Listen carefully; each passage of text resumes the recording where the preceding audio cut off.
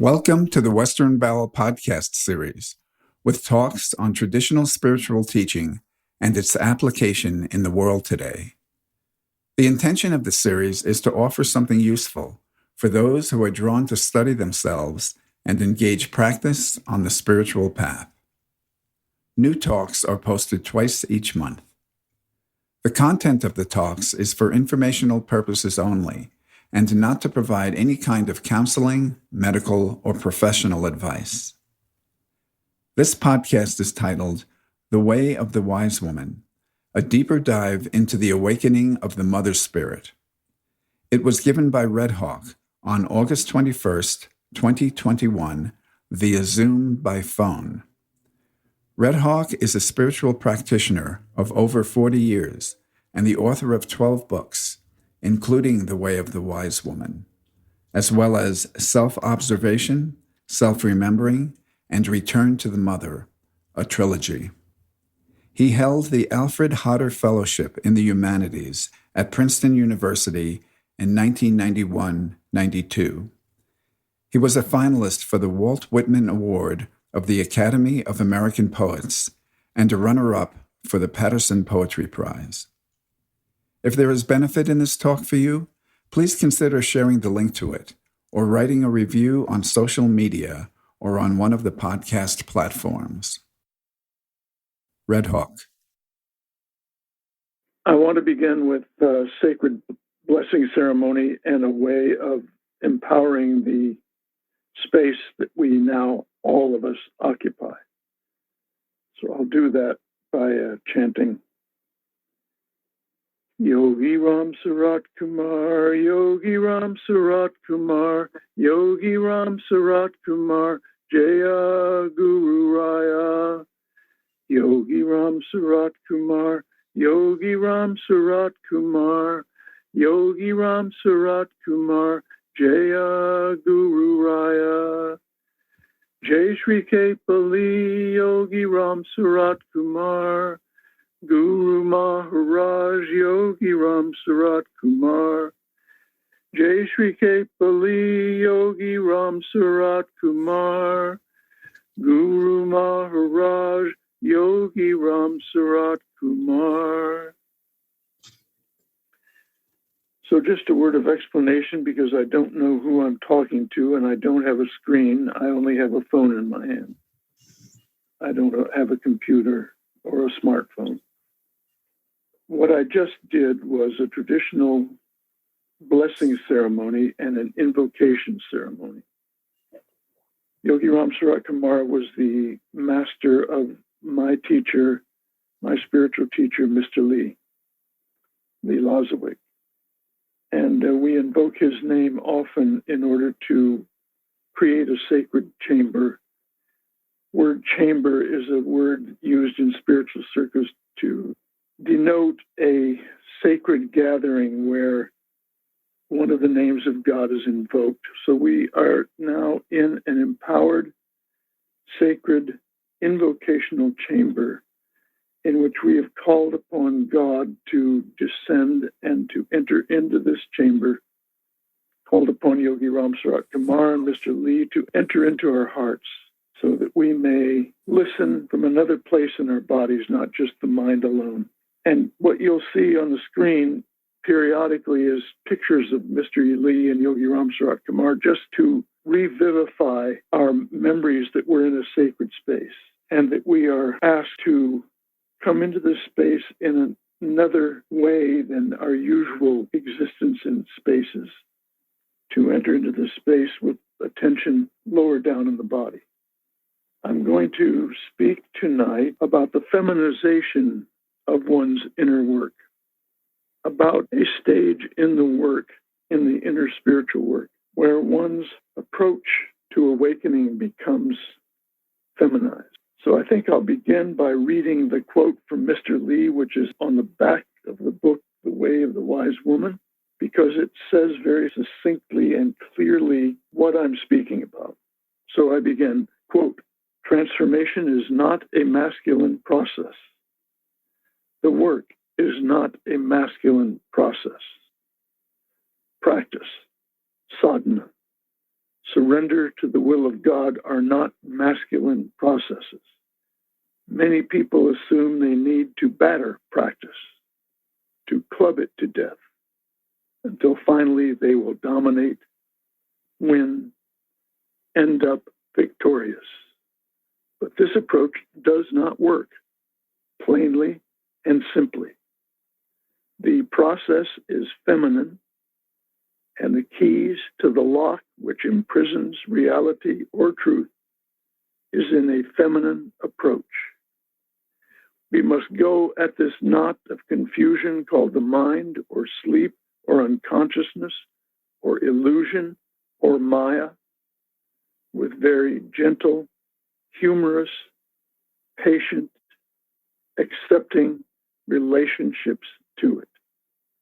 We can practice vigorously, but with bright and flexible vigor, not rigid, righteous vigor. We must give ourselves time to relax into this enlightenment, whatever it is, rather than trying to force it to take us over, permeate our fears and illusion, which of course it cannot do. If we approach the work as woman, we may just discover something quite unexpected and surprising, but no less delightful. End quote. That quote, by the way, is from the book Just This 365, Wisdom and Wit from the Teachings of Lee Lozowick. I want to make what I call a deeper dive into the awakening of the mother spirit within. And so I'll just say a word about what I mean by the mother spirit. Regardless of gender, the mother spirit exists in all of us. It exists as a still field of vibratory awareness, a still field of vibratory awareness. Lao Tzu, in his remarkable and sacred book called the Tao Te Ching, speaks of this still field as the valley spirit, as the mother, as the Tao. All three of those names are names which he gives to that which cannot be named. And he says right away in the Tao Te Ching, the Tao which can be named is not the eternal Tao.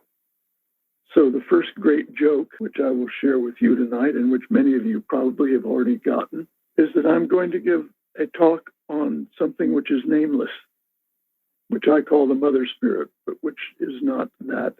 It's only an indication. And in speaking to you about the mother spirit, it's inevitable that I talk to you about stillness. So the second grand joke, which I'm sharing with you tonight, is here is a hopeless idiot giving a talk about stillness and speaking about something which cannot be named. So the joke is on me. And having warned you that an idiot is speaking to you, one simply wants to remind you that anything which the speaker says must not be believed. You must not trust what the speaker has to say about the subject at hand. In fact, if something the speaker says creates a vibratory response in your heart, that's the point at which you must begin to investigate for yourself and verify from your own direct personal experience the truth or falsity of what was said. If you accept without question what the speaker has to say, then you're creating an image in the mind, and you're lost and hopelessly confused as always, and have not made a deeper dive into the question which vibrates in you. So I want to talk about the practice of active stillness, which is how one arrives at the gate of the mother spirit. When one arrives at the gate of stillness, one must leave the mind and all of its knowledge behind. The mind cannot tolerate stillness. Perhaps you've seen this for yourself when you're in a group of people and there is an awkward silence. People become afraid and begin to chatter. So the mind can take me as far as the gate of the mother spirit, at which point the mind must remain behind, and I enter into unknown, uncharted territory, unmapped territory. completely unknown territory, which is the territory of the still field of vibratory awareness. So the practice of active stillness, I'm going to quote now from the book Self-Remembering the Path to Non-Judgmental Love. This book is available from Home Press, HOHMpress.com, also from Amazon.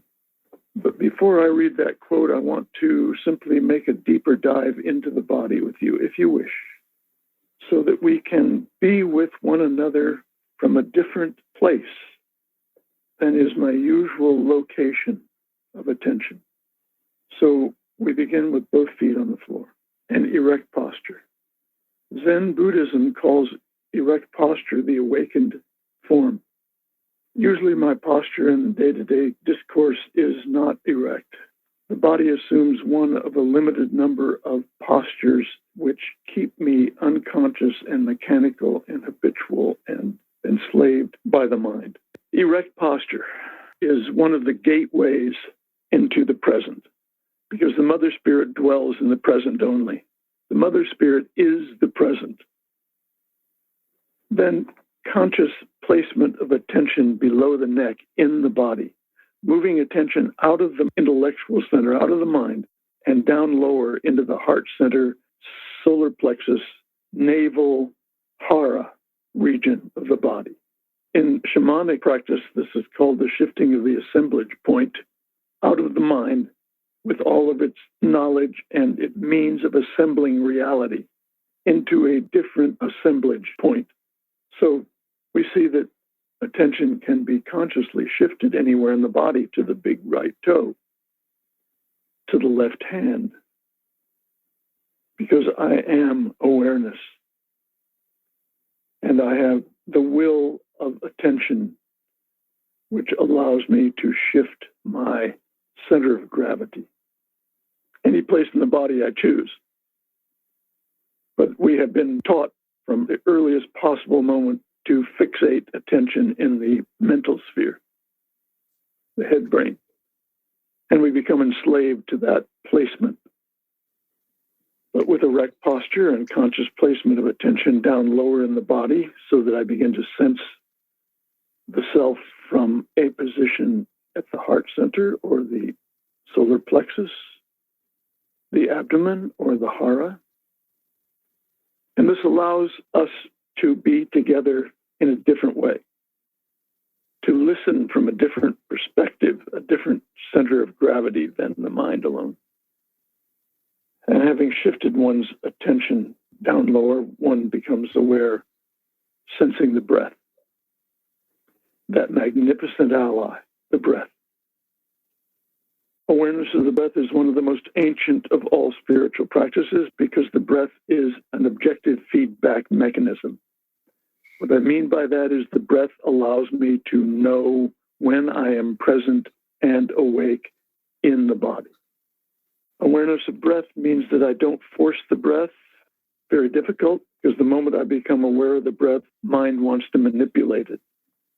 To say relaxed and at ease in the breath allows me to be in the presence of the mother. And once I become aware of the breath, I allow it to go all the way down to the base of the spine instead of shallow chest breathing. I become aware of the whole body sensation, sensing the whole body. It's very rare that I sense the whole body. Normally, I'm aware of the head brain and its chatter, of tension when emotion arises, but with erect posture, conscious placement of attention lower down in the body, sensing the breath, I become aware of the possibility of sensing the whole body, head to foot. Because I occupy the whole body, I am awareness or attention. I become aware of a pain somewhere in the body because I occupy the entire body.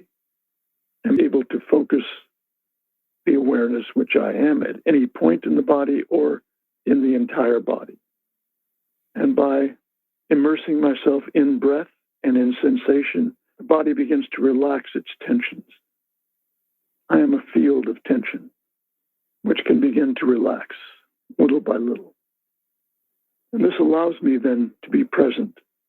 This is the first stage, self-remembering.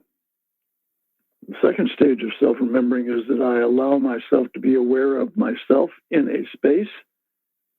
I am aware of the body in the space it occupies, and I am aware at the same time of the space which I occupy.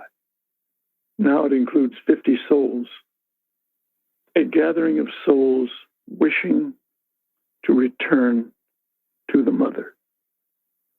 It is the most fundamental, primal, ancient of all longings.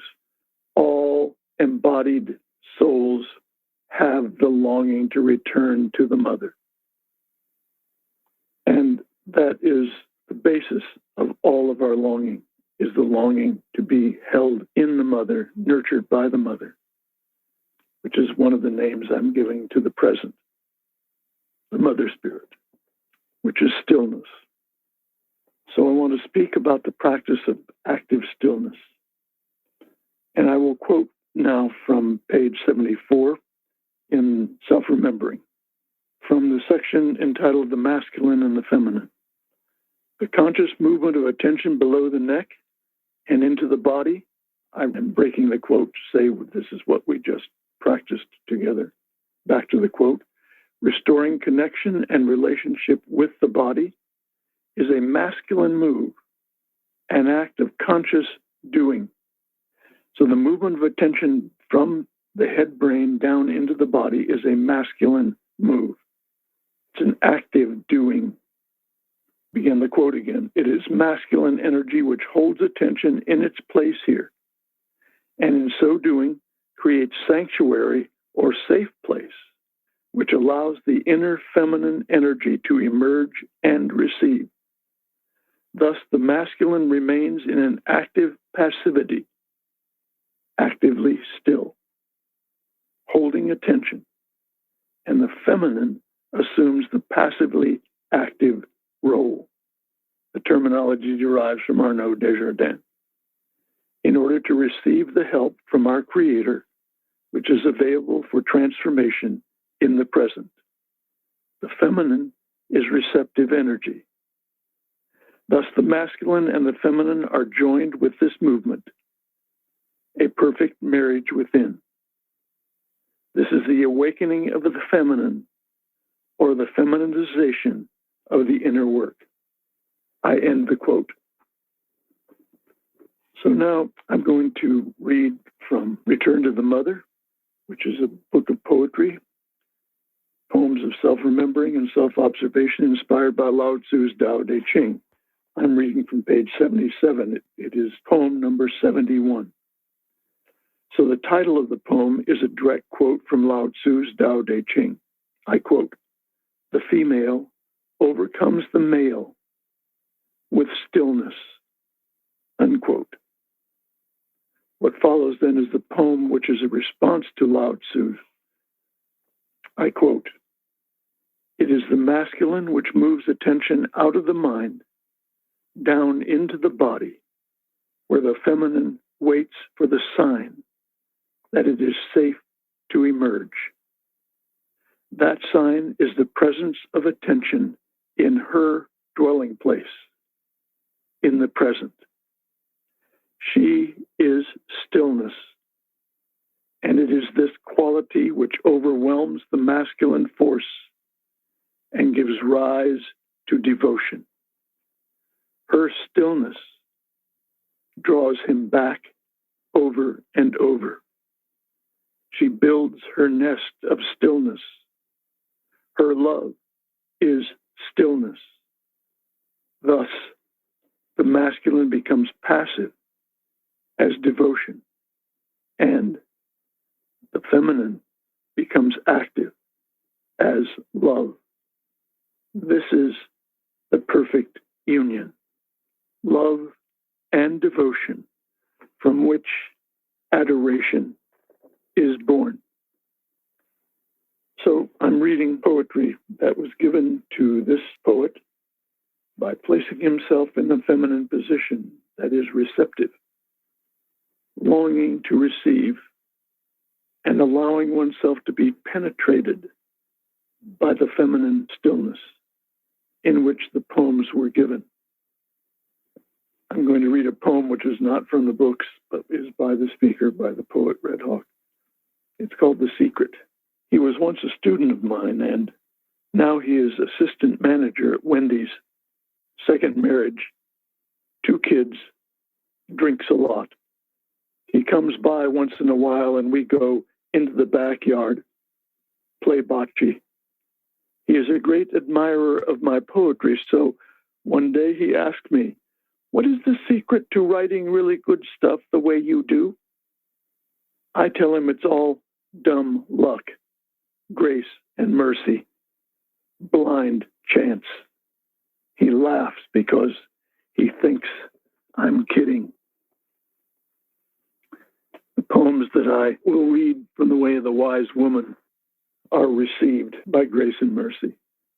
And they inform me, they teach me.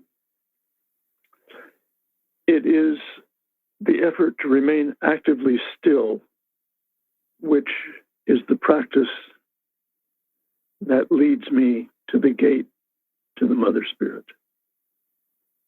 I read from the way of the wise woman, page 4, poem number 2.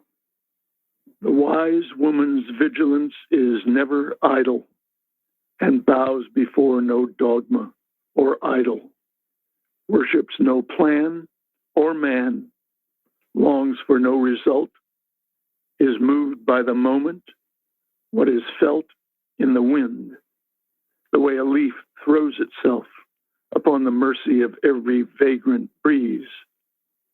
When in exultant joy she goes to her knees, it is to worship the grass, the dirt, and the trees. Then she is still, unmoving. The hurt which humans do has not soiled her heart.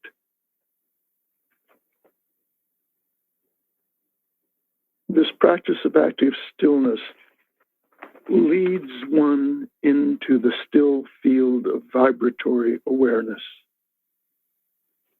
And if one practices it with enough diligence and love in the heart, one grows to love the stillness.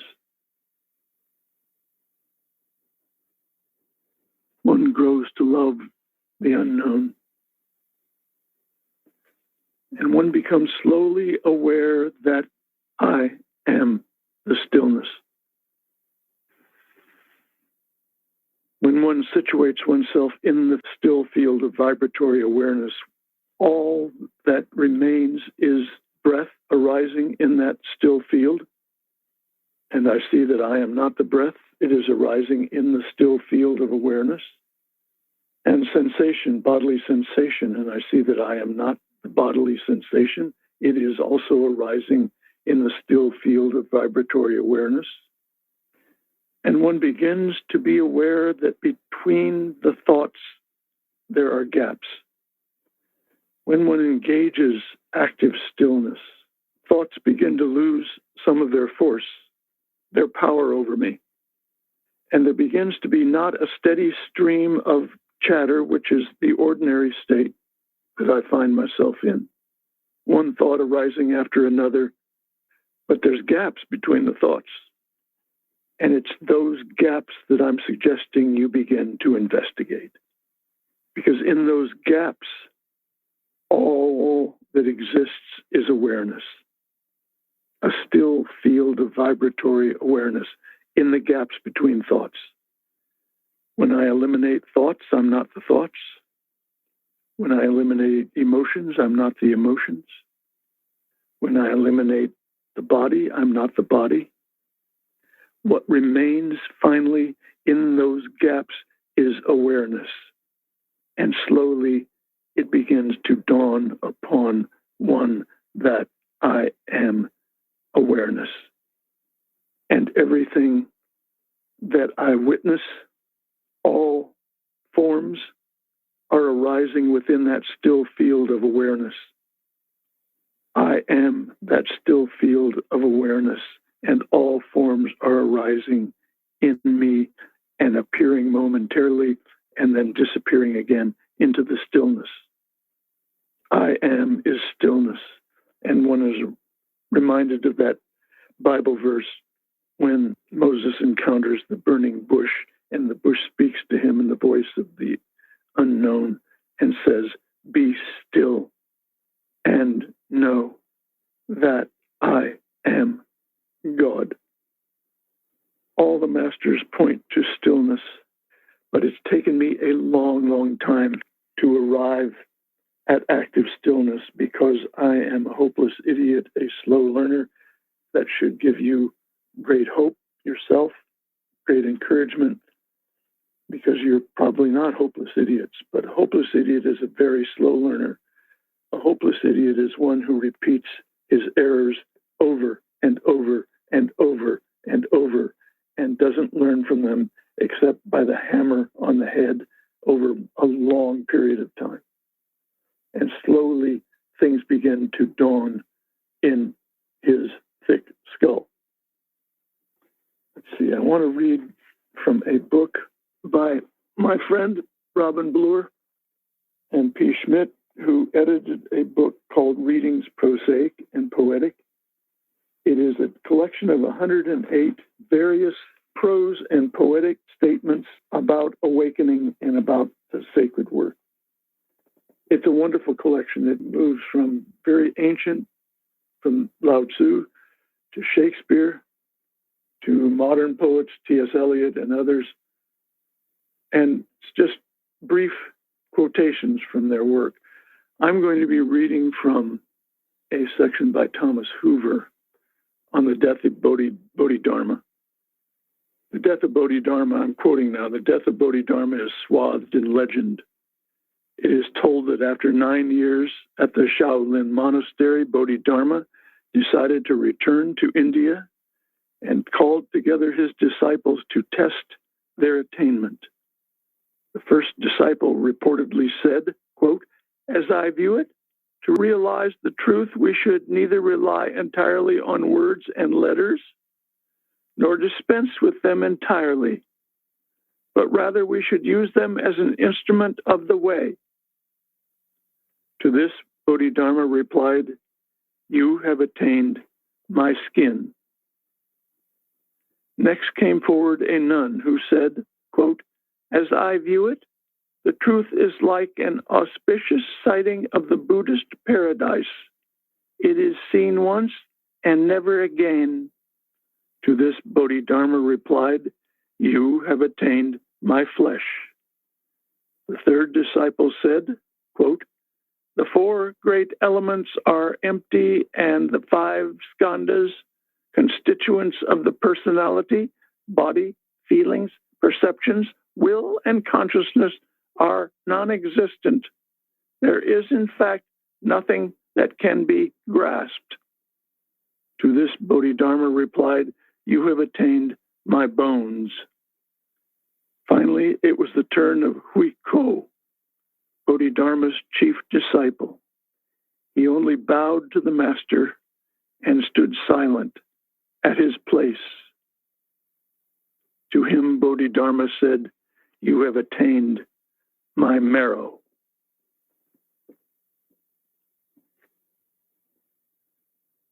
From The Way of the Wise Woman, then, I read from page 27, poem number 25. The wise woman, doing nothing, achieves great things because she forces no action, accepts what life brings, and creates out of nothing beauty, harmony, grace. Just as the birds sing for no reason, save they are alive. She does not desire or strive for greatness. She tends to what lies before her, gives it her full attention, and others adore her work because it is elegantly simple and plain. She acts on faith alone, seeks no personal gain. The wise woman doing nothing achieves great things, creates out of nothing. Well, what can that mean? Doing nothing. Well, if we embrace the practice of active stillness, Active stillness is doing nothing. The masculine holds attention down lower in the body, which I hope you're maybe doing now, so that you receive what's said from a different vantage point in you, not translating into borrowed knowledge, but receiving in the feminine mode without thinking about it, letting intuition work. The masculine holds attention there, actively passive. And the feminine then naturally arises, the feminine mode, the feminine state, passively active. What does that mean? It means that I am receiving. I am in the receptive mode, which is how these poems were written. I am allowing myself to be penetrated, feminine, to be impregnated, feminine, to allow something to be born in me, feminine. I call the present the mother spirit because all life arises from it. It gives birth to everything. It is the source of nurturing.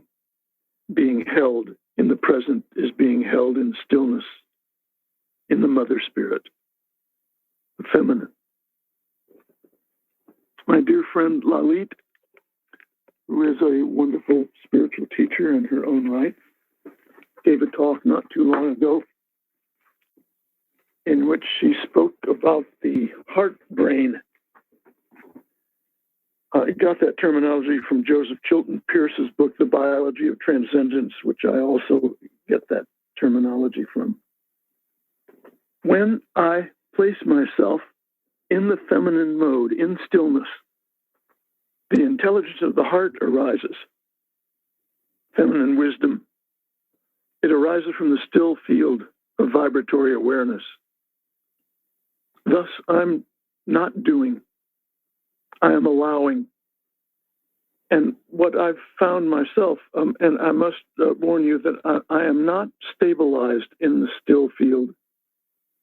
So I'm not one who has achieved a steady state of realization. I get pulled back into the mind and its meanderings into the emotions. But that still field is so attractive to me that I return over and over during the day. I am not one who has had a satori experience. I have not had a samadhi experience. Those have not been given to me.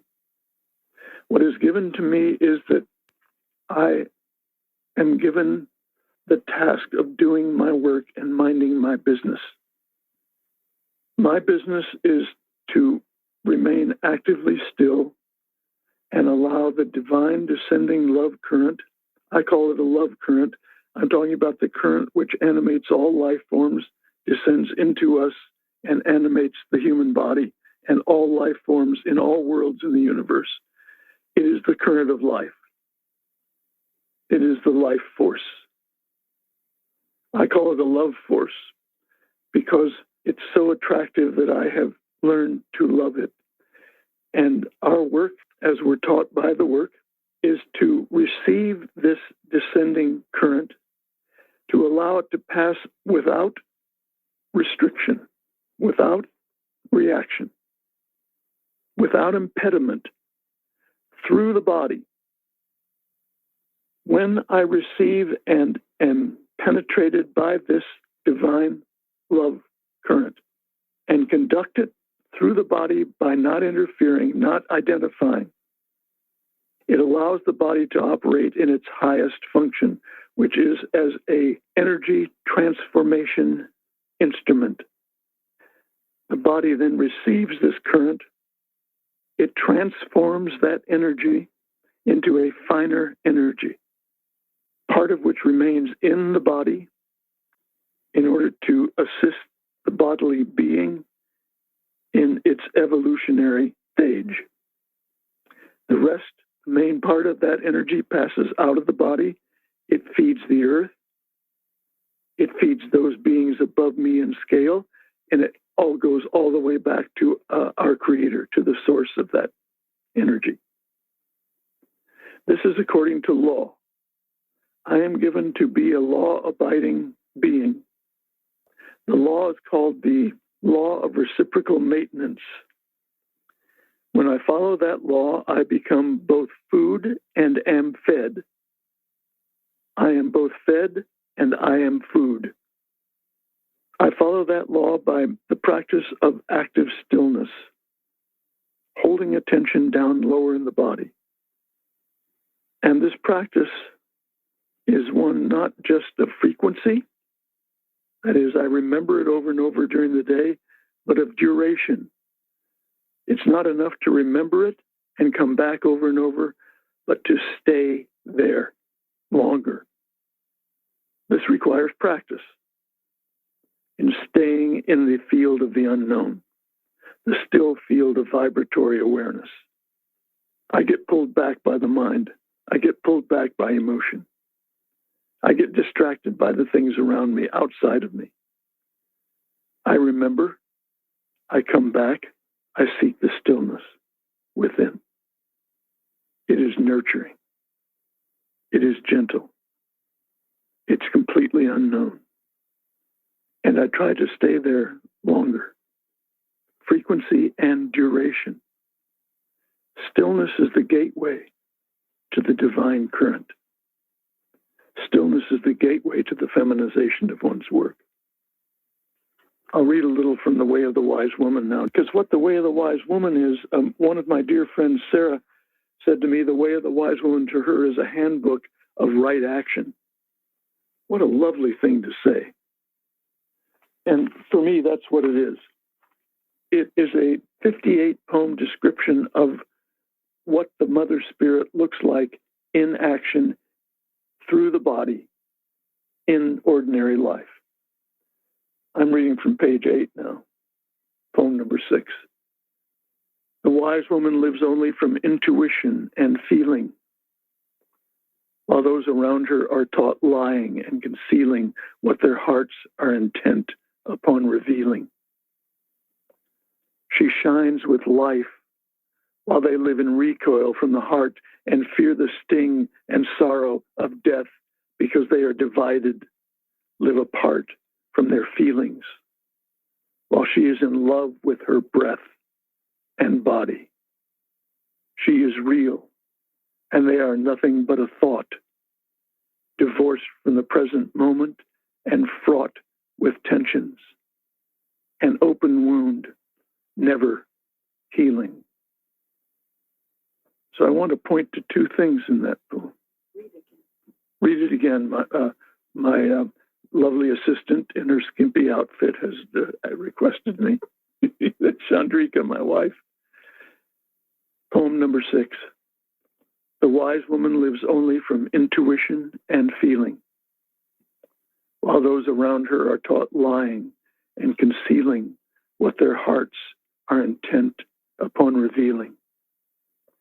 She shines with life while they live in recoil from the heart and fear the sting and sorrow of death because they are divided, live apart from their feelings, while she is in love with her breath and body. She is real, and they are nothing but a thought, divorced from the present moment and fraught with tensions, an open wound, never healing. So there's much to say about that poem. First of all, the practice of active stillness, the practice of presence, self-remembering, self-observation is a self-correcting mechanism. It is a healing modality. Its healing process is slow. It doesn't use drugs. It doesn't use anything but me being honest and viewing myself as I am.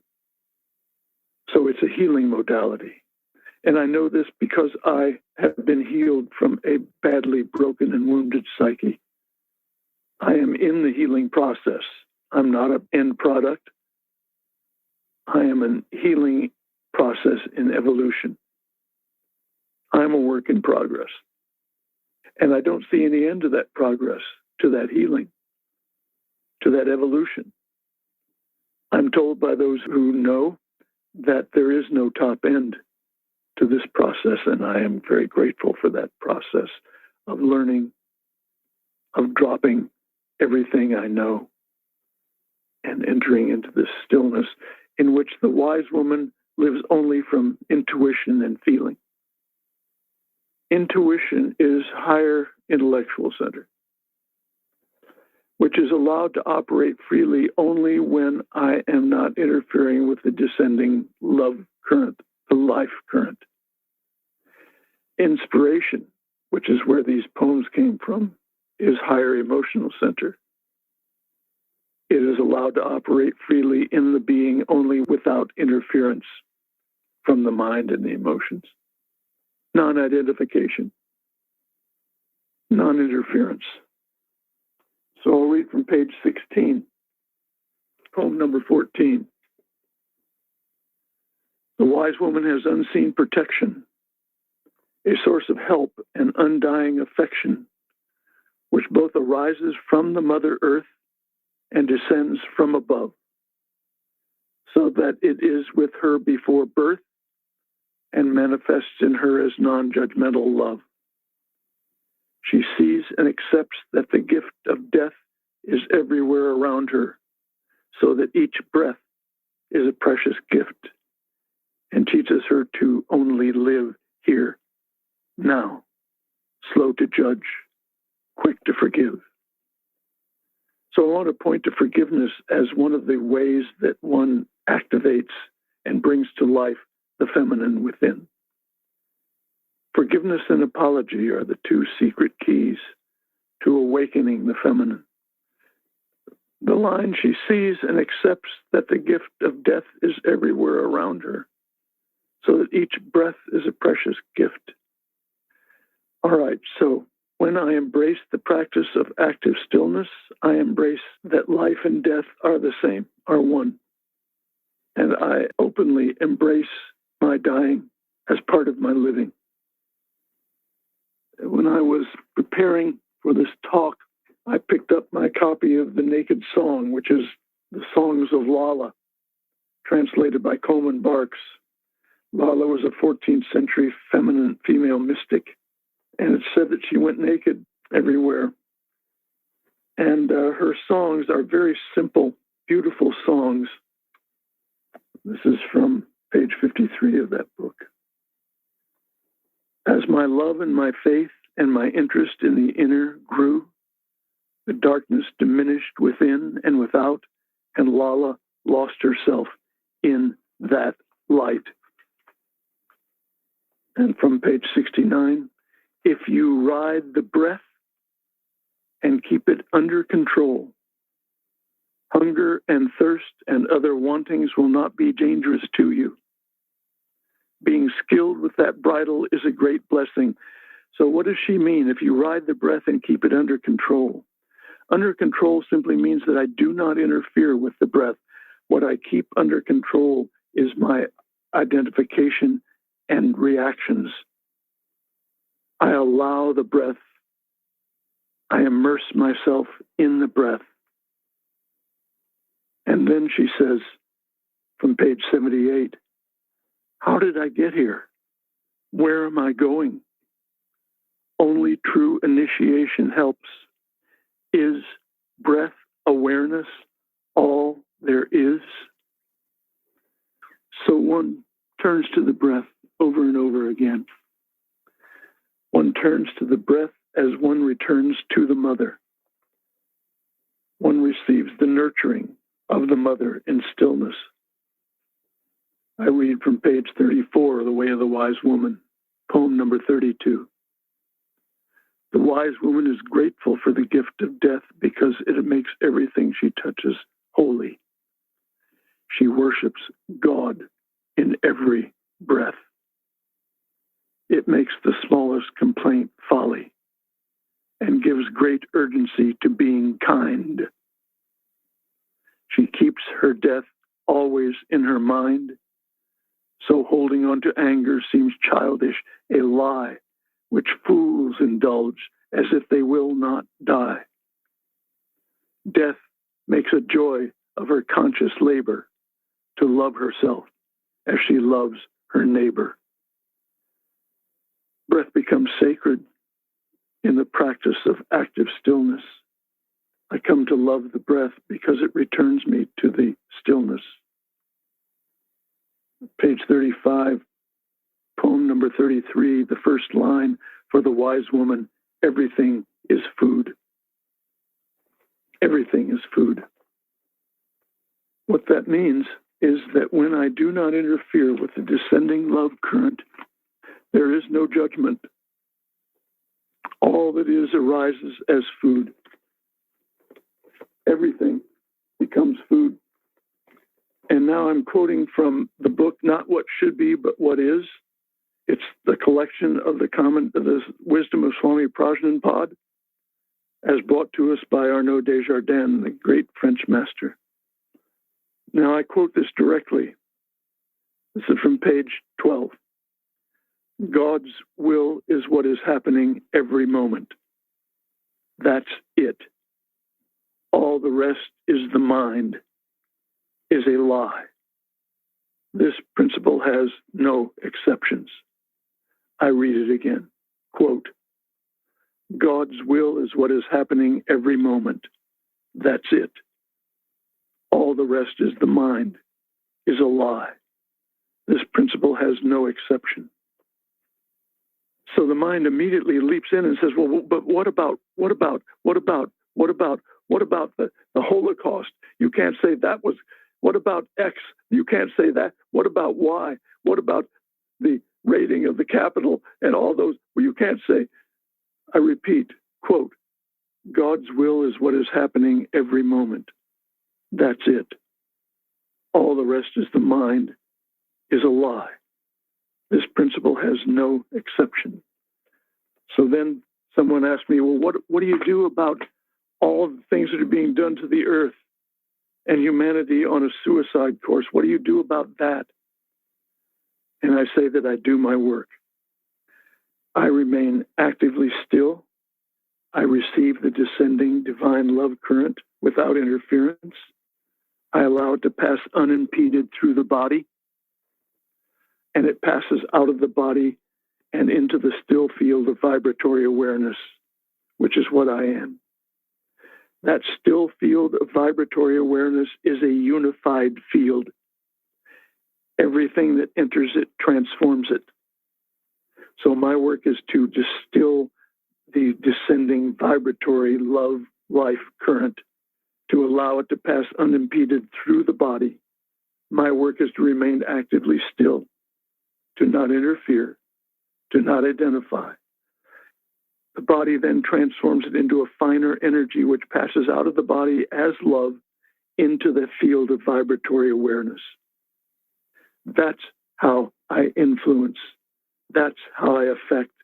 That's how I change the world, by doing nothing and allowing the love to pass through me in a distilled form and pass into the still field of vibratory awareness, which is a unified field.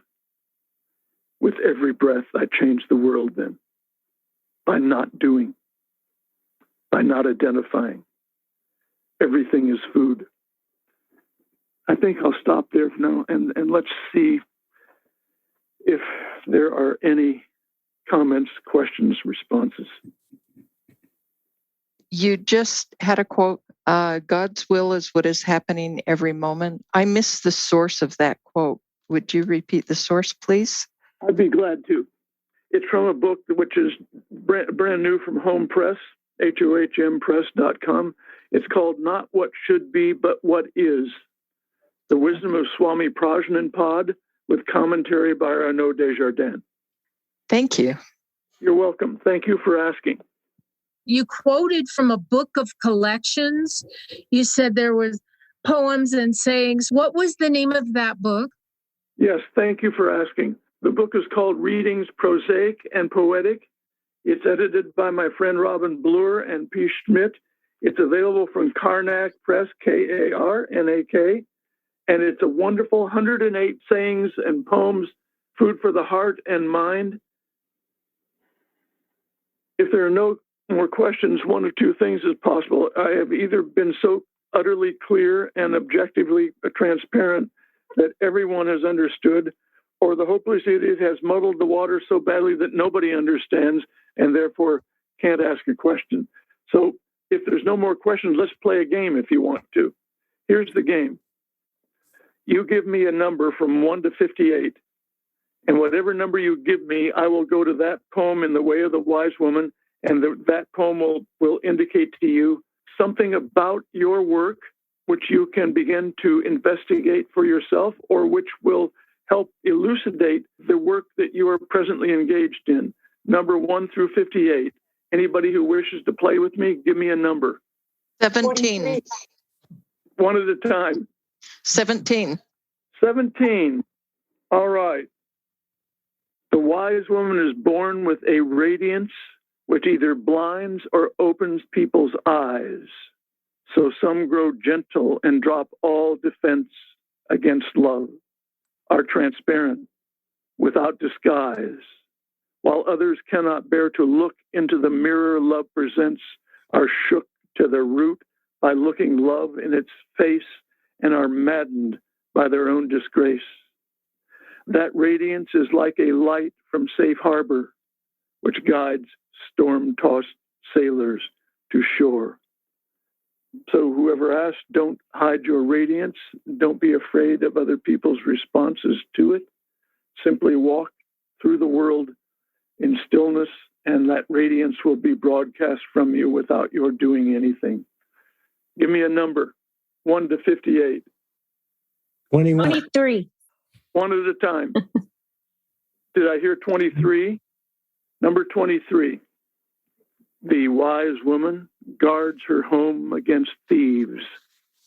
She is as vigilant as a sentry in enemy territory, watchful for each negative thought or emotion, leaves nothing unobserved. Unguarded thoughts are the repository of fear, and that is the greatest thief. It deceives us into believing we are helpless. So she is wary of thoughts which are married to emotions. They lie and steal her equanimity. She believes only in the present, the source of grace, and never grieves for the past, is not the victim of her personal history. So I'll just add that for the wise woman, her personal history is a source of rich food. It's food. And she does not interfere when her personal history arises. She allows it to arise. She remains actively still. And that memory, the energy that's locked in it, is released. It's allowed to pass via the breath through the central nervous system. The body transforms it into a finer energy. Some is left in her to feed the being in its evolution. The rest passes out of her to feed the earth. Beings higher than her in scale, all the way back to the source, which is our creator. Give me a number. 48. Number 48. For the wise woman, if kindness doesn't work, she tries more kindness. I'll interrupt for a moment to say that that's from my beloved friend Rosie. It's one of the teachings of Chogyam Trungpa Rinpoche. I begin again, number 48. For the wise woman, if kindness doesn't work, she tries more kindness, which to the mind is madness, a course of action it cannot comprehend, behind which certain danger lurks. It is this mindless fear which creates the blindness whose demand is always to defend, and violence is its inevitable end. Thus, she chooses kindness to lend a helping hand. Give me a number. 5. Number 5. The wise woman sees only goodness everywhere. Even the worst among us are not spared her mercy. The content of her heart is bared, and kindness pours forth like a spring uncovered in a storm. She comes into the human world to bring a softness to their hearts and to perform the miracle of drawing blood from stone. For the sins of humans, her goodness will atone. Her alchemy brings forth joy from despair. So this is an answer really to those who say, what can I do? The world is in chaos. I do my work. I conduct the divine descending love life current without interference or impediment. For the sins of humans, her goodness will atone. And you see, when I follow that practice, my goodness, the goodness of all life forms arises. And then I begin to see that goodness everywhere.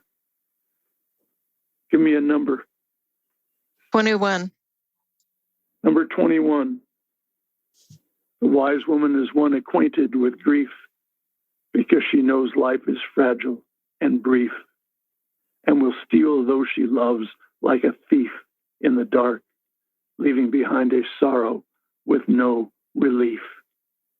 Life is as delicate and uncertain as a leaf blown in the wind, and no doctrine or system of belief eases the longing for the loved one who has died. She accepts death as part of love, but will not be denied her mourning. Love brings the full range of joy and heartache. It is a covenant which even death cannot break. So I want to end with what Buddha called the 5 remembrances. I have taken the liberty of altering and editing and slightly transforming them. So these are the 5 rememberings as filtered through Red Hawk. I am of the nature to be born into the human mammal form, therefore subject to all of the laws which govern that form. I cannot escape those laws. The work tells us that there are 48 sets of laws which govern the human mammal form. And by doing the work, by conscious labor and intentional suffering, I can escape from 24 of those 48 laws. I can be under a higher order of laws.